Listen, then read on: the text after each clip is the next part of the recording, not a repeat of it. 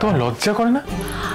আরে বাবা মোটেও না, আমি আমি মিথ্যে কথা বলিনি। বাবা বড়দের মধ্যে কেন আগুন লাগাচ্ছ? হ্যাঁ বললাম না আমি মিথ্যে কথা বলি না। থাক ছোট মা, আপনাকে আর কিছু বলতে হবে না।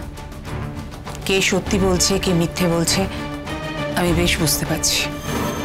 বাপরে, এই দুটোকে নিয়ে এত আদিক্ষেতা হলে আমি আবার না বিপদে পড়ি। কেন গেছিলি মন্দিরে? আমি তো শুধু আপনার অপমানের বদলা নিতে গিয়েছিলাম, আর আপনিও তো চেয়েছিলেন ওই ঈশানী ম্যাডামকে জব্দ করতে। আমার মনে হয় ও আমাকে মন্দিরে দেখেছে। তাহলে মেয়েটা আমাকে চিনিয়ে দিলে আপনাকে আর আমাকে পুলিশে ধরে নিয়ে যাবে। পুলিশ বলেছে যে খুব তাড়াতাড়ি কালপ্রিটকে খুঁজে বার করবে। তাছাড়া বাণী তো বলেইছে যে ও ঠিক আইডেন্টিফাই করতে পারবে। হ্যাঁ, খুব তাড়াতাড়ি এদের বিদের ব্যবস্থা করতে হবে। তানিয়া, আমি তোমাকে বলছি, তোমার যখন ইচ্ছা, যেটা ইচ্ছা, তুমি এখান থেকে ফুল নিতে পারো।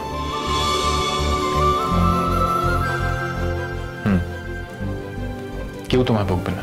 পুলিশ পুলিশ পুলিশ পুলিশ কোথায় কোথায় পুলিশ? বাইরে। ভাই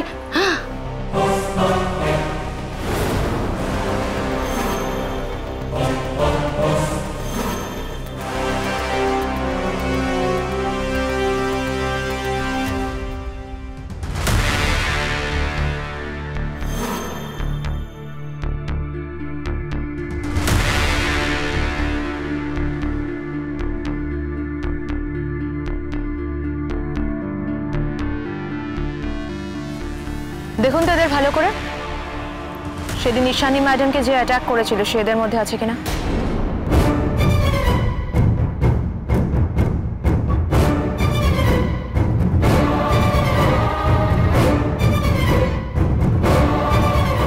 সরো মা,